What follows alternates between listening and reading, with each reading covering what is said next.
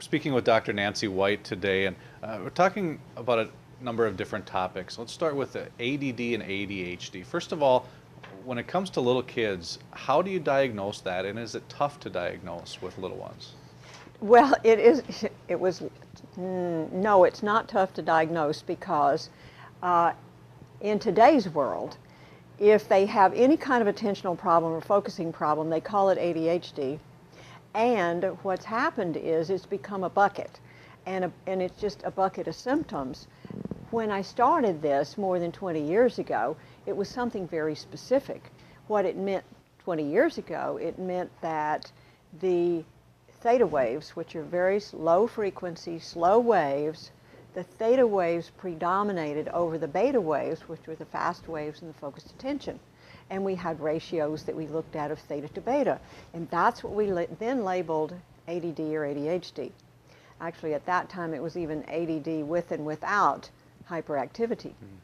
But over the years, we have found that attentional problems go much further. And so frequently, I would say 30–40%, in fact, it's getting even more predominant. They come in, they have all the same symptoms, but they have too much fast wave.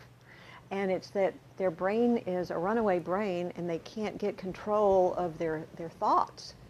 And so it's exhausting. It never shuts up. And so what happens is they have all the symptomology of the old-fashioned ADD, ADHD. So there's that. So anything's a bucket.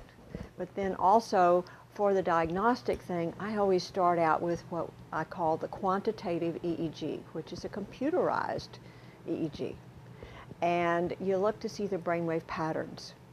And we have a reference database of people with very healthy brains that was created over a multi-year period of time and very validated.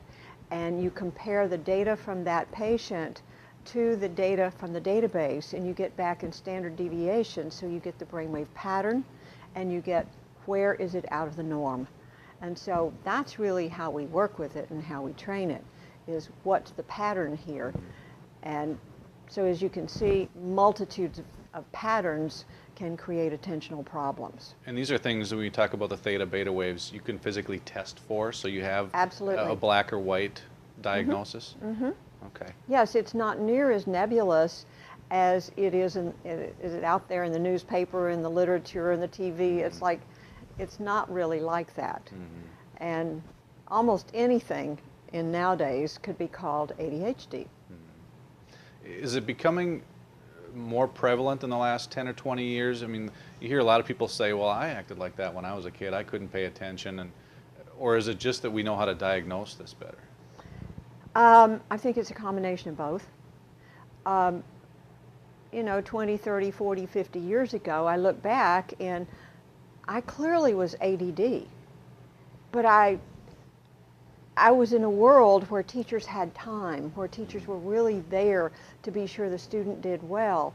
And I was bright, and so if I started wandering off here or there, they quickly brought me back, and they'd send me to the principal to run an errand, or they'd have me clean out a drawer. They always kept me busy. They don't do that anymore. They're too busy, and we have all these, you'll have to forgive me, dumb tests that we think is education, and it's not education. And so the teachers have to teach to the TOS test, and it's like they have a criteria they have to meet, which is not about teaching children. So for the most part, children were handled in school when they had these problems many years ago. Now, they don't put up with them. They're in the way, they're interruptive. They're interruptive of the norm. And so then they're in a lot of trouble. Now, the other piece of that is, yes, I think it's more prevalent because I think we live in a very toxic world.